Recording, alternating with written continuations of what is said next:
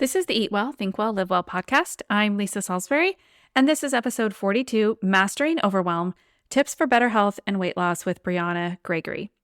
Bryana is a compounding pharmacist and a women's wellness coach, and we discuss identifying your personal points of overwhelm, how stress and overwhelm impact the body, as well as some supplements you could consider using for detoxification and nutritional support.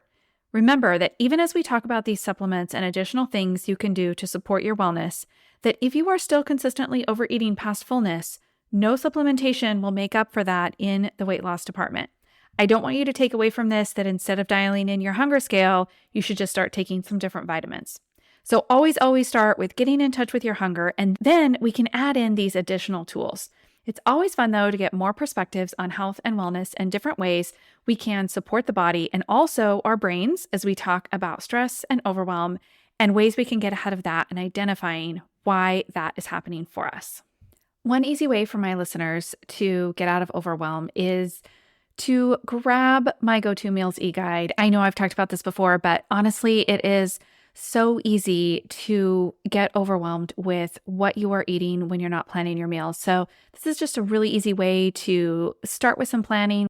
It just talks about ideas for creating some go-to meals, which are just meals that are going to always be on plan for you. So we're not having to plan something new every single day. So of course, that link is in my bio, and that's a great way for you to start on your weight loss journey.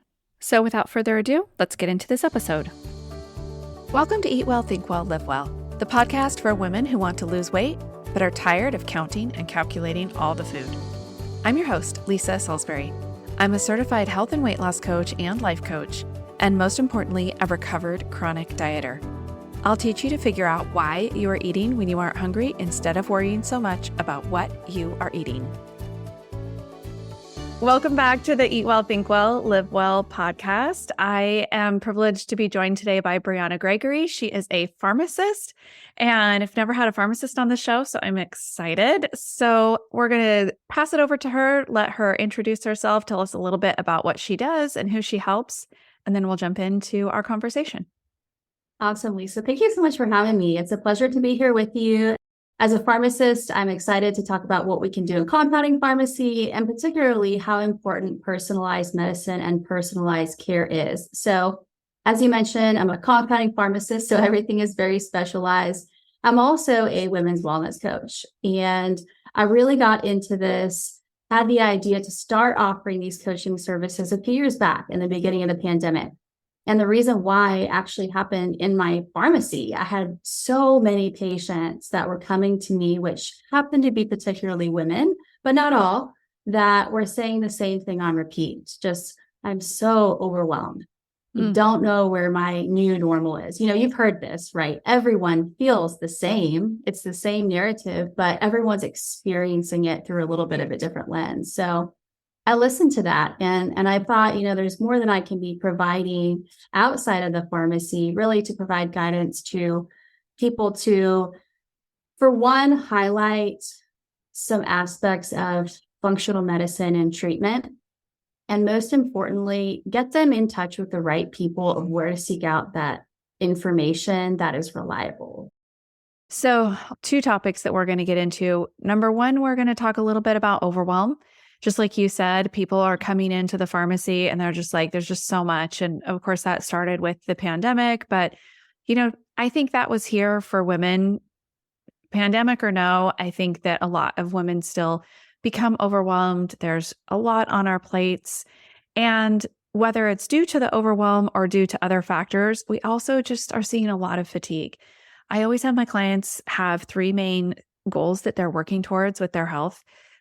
Primarily, I coach for weight loss. And so most often we have a weight loss goal, but I always like for there to be a couple other things going on because we don't want to just be focused on the scale. And the most common secondary goal is increase energy. And I think overwhelm can also suck our energy. So I think these 2 things go hand in hand. But talk to us a little bit about overwhelm. What are you seeing there? How it impacts health? Overwhelm seems to be a phrase that's coming up in conversation more and more frequently. And I really think that is the root cause, if you will, of what's going on. I mean, people might identify it as something traumatic that happened in their life or, something like that. But at the end of the day, it's that it was that traumatic event or relationship or, whatever it might be is too overwhelming for the body to handle. Mm. And so, someone doesn't experience a traumatic event and then gain a lot of weight overnight and experience fatigue overnight, right? You know this with your clients too. It's a continuum and it's a journey. And so healing towards wellness is also a journey. And, that's why as coaches, we set realistic expectations with them of the duration of that journey and what it looks like to get back to their healthiest weight so that it can be maintained long term.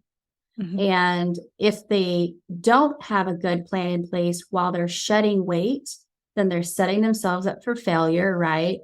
Because they're going to pack all that weight back on because they have not implemented the lifestyle changes that are necessary to keep that weight off, especially if they're using the assistance of a weight loss medication, which many of those can be very valuable, but I think that they're being widely overused.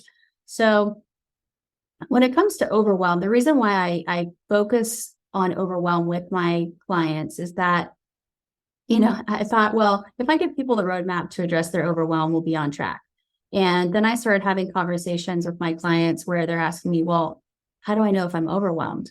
And to me, I didn't even think like that, right? But there's so much going on. They're so overwhelmed, they can't identify their personal pain points of overwhelm. So that's what I help them do. As an outsider, I can more easily look at the moving parts of their life and identify those and help them simplify their life. That's a big one, right? I mean, there's so much self-imposed overwhelm that if you look at it from an outsider's perspective, we don't actually really have a fighting chance to not be overwhelmed and to reach some of our wellness goals. Weight loss being one of the biggest for people. I think a lot of people are overwhelmed with where to start with weight loss. A lot of we don't know what thing to change first. And so they just don't end up starting at all, which of course is the surest way not to lose any weight. Right. Yeah, no, that's a great point. And I think that when we talk to our clients and patients about what is your reason for wanting to lose the weight?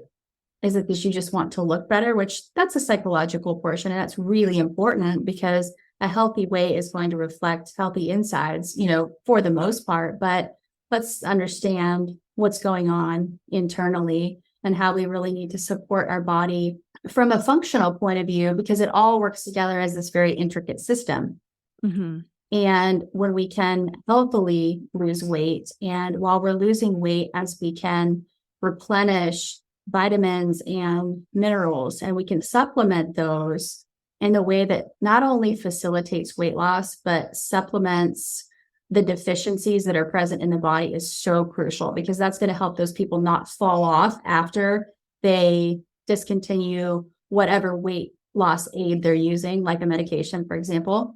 And a lot of these medications that are given completely deplete another portion of the body. So it's you're, robbing Peter to pay Paul, right? You took it from over here, but you sucked your body dry over here. So what are we actually really accomplishing? We're oftentimes doing ourselves a disfavor, because either way, your body will find a way to keep you alive. So it's going to pull those nutrients and those energy components from somewhere. And it's going to be a little bit different for everybody. So if you're just zapping yourself clean of, hormones and nutritional cofactors that are going to keep you going and energetic, then you might be losing weight, but you also might be very, very fatigued during the process. And your body's going to seek different types of nutrients to keep you alive anyway, to keep the brain going and all other systems of the body going. So it's important to have a very linear roadmap that's individualized for the person about what their weight loss goals are and how we can support them along the way, primarily from a nutritional standpoint. I think that's important, but helping them understand that when they do shed off the weight that they need, that they have wanted to, how they keep it off. And that's where I think that the identifying overwhelm is an important part, because we're all going to get overwhelmed. But if you don't know how to identify it, that becomes a problem. If instead we learn how to identify these pain points in our body and in our mind, then we can get ahead of it and say, whoa, now I understand I'm going down that path again. Maybe I'm putting something in my mouth that I'm just, coping. I'm eating junk food. I'm doing whatever it might be. No, what is another way that you can address overwhelm so that it doesn't make you gain weight, or it doesn't make you have to get on an unnecessary medication? We have all the tools in our body, right within our body, to nourish it. Yeah. Yeah. What would you say then are those pain points that people don't identify as overwhelm? Because I feel like we kind of use that word a lot. So I would be surprised if people don't know that they're overwhelmed. So tell me what you're seeing where you're like, oh, you're overwhelmed, and they're not identifying that. So I like to start out by asking people what the roadblock is to them achieving their goal. And almost all the time it's that I'm just too busy. I don't have enough time. I totally get that, because I'm the first person to admit that I habitually put too much on my plate, but I have to constantly remind myself to not do that.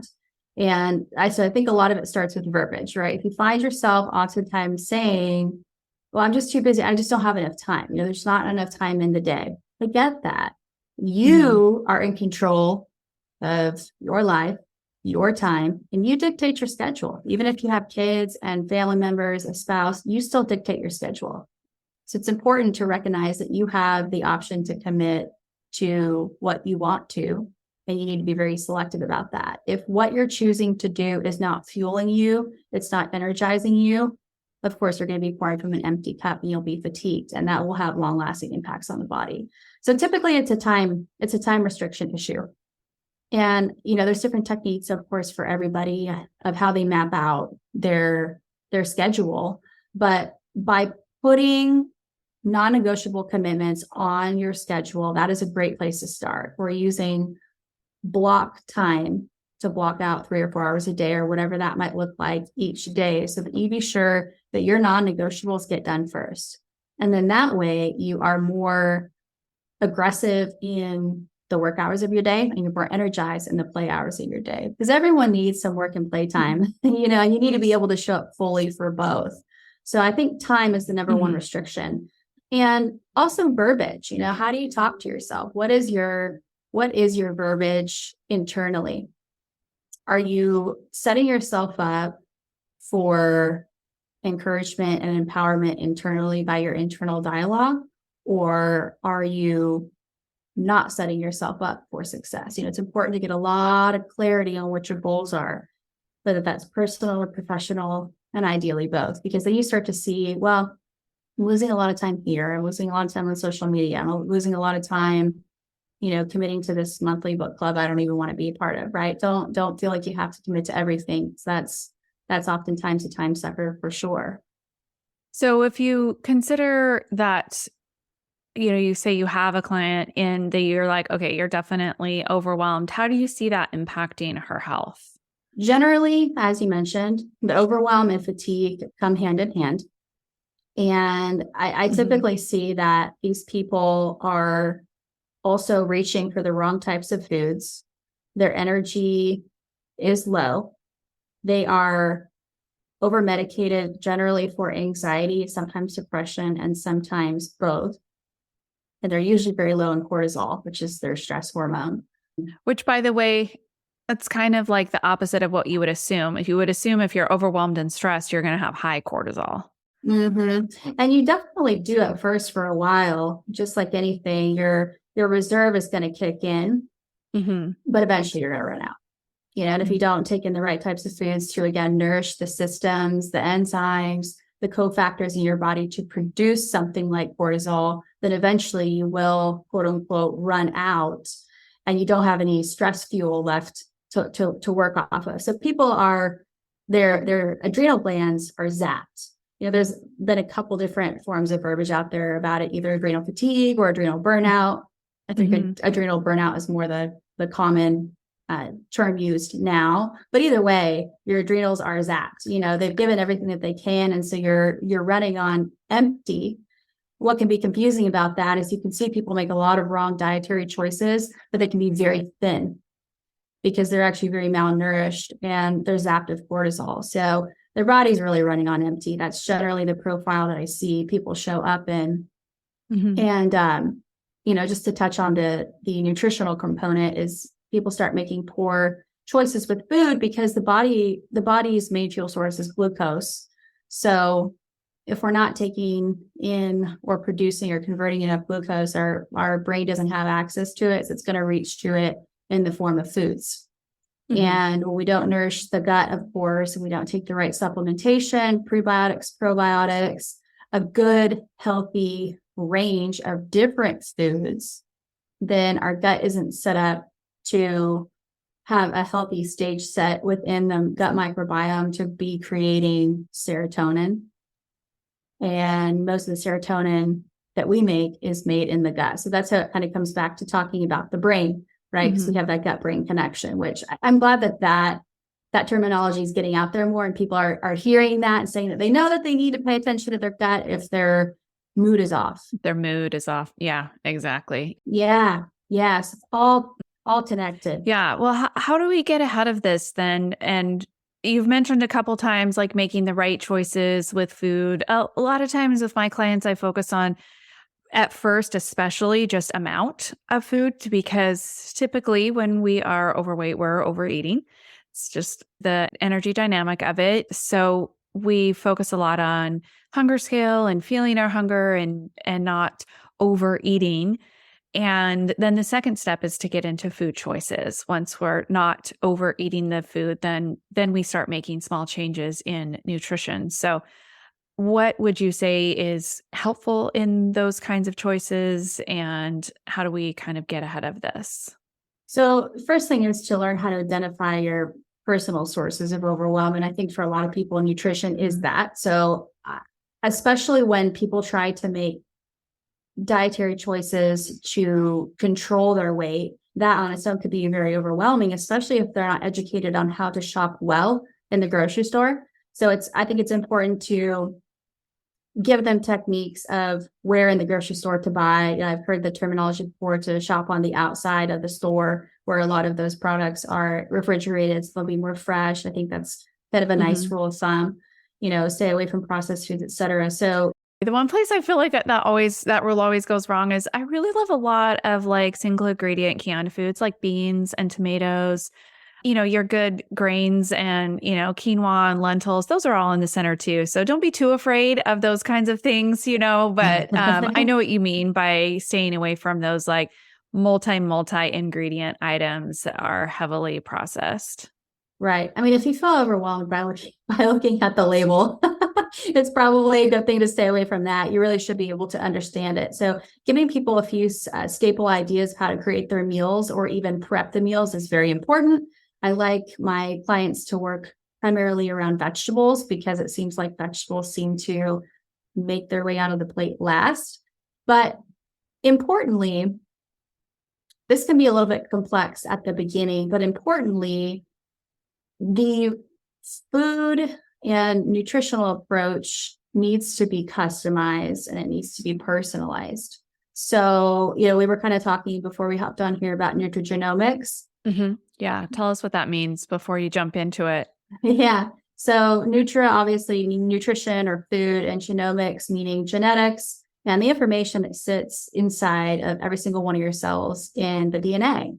And it does not get more personalized than that. So nutrigenomics essentially is the way that you, based on your individual makeup, react and respond to certain foods and certain nutrients. Nutrients can also come from supplementation, vitamins and minerals, et cetera. So oftentimes we kind of tout vitamin regimens as being only what the really healthy people do, right? But we get vitamins and supplements from our food too. It's just, what is your source? Are you getting it from whole food or are you getting it from a capsule or a liquid, right? We can't ignore that. So if you have a good idea of how you metabolize or how you respond, I mean, that's great information if you can get a nutrigenomics test done. Essentially, you get that by getting a DNA test done, like 23andMe or something like that. Oh, that provides it? Yeah. So they have a couple different types of tests that you can take, and one is more geared towards the nutrigenomics side that gives you the information that is specific to that rather than looking to see what your ancestry is, So Yeah, that's what I thought it was.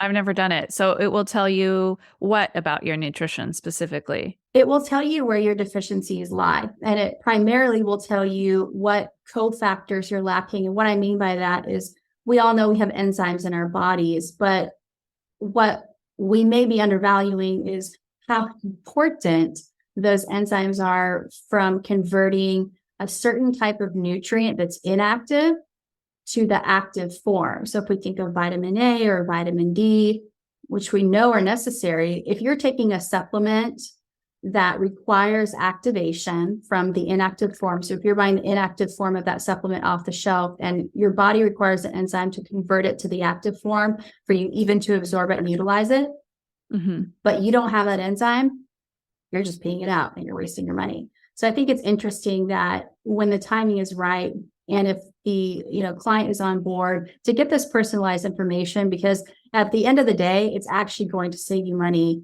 long term because you're going to be making informed choices, right? Sure. If you're going somewhere you don't know on a road trip, you're going to use your GPS because you want the most information that you can possibly have. And that's kind of what nutrigenomics offers. Also, I think detoxification is a really important part, which we can certainly jump into that if you want. But I think that detoxification is important because people, just living, eating, breathing in the environment that we live in, and we are so toxic that if we offload that toxic burden, it actually helps with a lot of the weight loss to jumpstart it. And it makes our body more receptive to the other treatments or dietary choices that we're making. And as far as detoxification, do we need to just support the liver and the systems that are already doing that? Or are you talking about a full detox, sort of cleanse diet kind of situation? I like to keep it simple. Most people can benefit from a liver detoxification, which you can get in the form of a combination supplement, over the counter from a trusted source. But I don't want everyone to think they need to run out and buy charcoal pills because we want to be gentle with detoxification, because what's happening is we have so many systems in our body. And when I say systems, I mean the lymphatic system or the cardiovascular system or the nervous system. We don't talk enough about the lymphatic system. The lymphatic system is basically the sewage highway and sewage storehouse within our body that holds all of the junk, the byproducts, and essentially the trash that needs to be, that needs to get out of our body. So it pulls it out of the tissues, holds it there, and then has a game plan to get it out. But the more toxic our body gets and our bloodstream gets from breathing environmental air, smog, toxins, all of these, things that we're exposed to in our foods and at our workplaces, et cetera, make us very toxic and backlog us up so that we don't have a good avenue to get those toxins out of the body. And so what happens is that one of the first things that happens is we begin to pack on weight, which is usually water weight, because the body's main job is to just keep you alive. Always. Yeah. Yeah. And so it will find any way to do that. And one of the ways it will do that, if the body is highly toxic, is it will try to keep the toxins outside of the cell and dilute them. And it does that by pulling water into that area to try and dilute the toxins. And so what do? We blimp up. It's like, whoa, it feels like it's overnight. Why did this happen? And then we get a downward cascade of a lot of problems like hormonal deficiencies and imbalances, et cetera. But again, that happens over the long term. So I really like to focus on detoxification first, where it's gentle. That happens through supplementation. Do you mind sharing what kind of supplementation? Yeah. So I think that vitamin C, for starters, is really great. It probably does not get enough recognition. Any product that is going to be a strong antioxidant, vitamin C being one of those, is really great. The broccoli extracts, which oftentimes will be in these liver support products, are also really helpful. Citrus pectin is really helpful. And these are all products that I've used personally that have really helped to mobilize my lymphatic drainage and get it out of my body help me actually reduce some weight and not be so bloated. So I really like those because, for one, humans, we don't even make vitamin C. So we have to get it through either whole food or through supplementation, capsule, tablet, liquid, something like that, to help facilitate detoxification in the body. Also, movement is free. Right. Yeah. Walking more. Yes. And even walking, you don't have to go out and be a runner. I mean, in many ways, walking is actually more gentle and a better starting point. I mean, even if you're, a high level athlete, walking is very ideal for getting your lymphatic system moving and facilitating brain detoxification as well. That's a big one. So that's free. We like to start out with free tools, but those are a couple of supplements that I also like to use. The citrus pectin is fantastic, not just for lymphatic drainage, but also for helping to cleanse the gut as well. It also assists in hormone conversion in the gut too. A lot of conversion of hormones or activation of that does happen in the GI tract. Awesome. All right. Any other things that we can do just to get ahead of overwhelm, or any last tips that you have for kind of getting out of that when we're feeling stuck? Yeah, other than identifying personal sources of overwhelm, it's important to give yourself the permission to change those habits. Just because you've had them a long time does not mean you cannot change, and get very, very clear on what changes you wish to make that help move you towards a low stress lifestyle. Everyone deserves the low stress version of themselves. Really, it's such a personal freedom. And get comfortable in the discomfort, because you're going to have to make these changes consistently, right? You will find yourself in situations throughout your entire life where you start to feel overwhelmed, and understand that small tweaks need to be made, and that's okay. So get comfortable in that. You get comfortable in the discomfort, that's when you grow. And then commit to the change. I always tell people to find an accountability buddy, whether that's your coach or it's a family member or spouse or coworker, whoever, write it down, share it with them, and say, hey, I am asking you to hold me accountable to make these changes, and we're going to check in about it. So get verbal with it, share that with others. It really is going to help you stick to the changes that you deserve to be the best, most healthy and well version of yourself. Yeah. Yeah. Great. Thank you so much. Why don't you tell us where people can connect with you or learn more about what you do? Yes, absolutely. So my website is bryanagregory.com, and you can also find me on Instagram. That's generally where I'm most active, which is Dr. _Bryana Gregory. And, you can shoot me a message in there if you have questions about anything we talked about today or any of the content I post. I like to just give information that I feel like is bite-sized for people, digestible and easily applicable. So those are the two best ways to find me. Please shoot me a message if you have more questions. But I want everyone to feel encouraged and empowered to achieve the changes that they deserve. We're all so deserving of that. So thank you for having me on, Lisa. It's a pleasure. And I really enjoyed our conversation today. Thank you so much. Yeah, thank you for being here. Hey, thanks for listening today. If you're ready to get some personalized coaching from me, I'd encourage you to schedule a free strategy session. Visit www.wellwithlisa.as.me, or it's easier just to find that link in the show notes. We'll talk about where you currently are with your weight loss goals, and I'll give you some actionable tools you can start implementing right away. Before you go, make sure you subscribe to the podcast so you can receive new episodes right when they're released. And if you're learning something new and enjoying the podcast, I'd love for you to leave me a 5-star rating and a review. Thanks again for joining me, Lisa Salisbury, in this episode of Eat Well, Think Well, Live Well.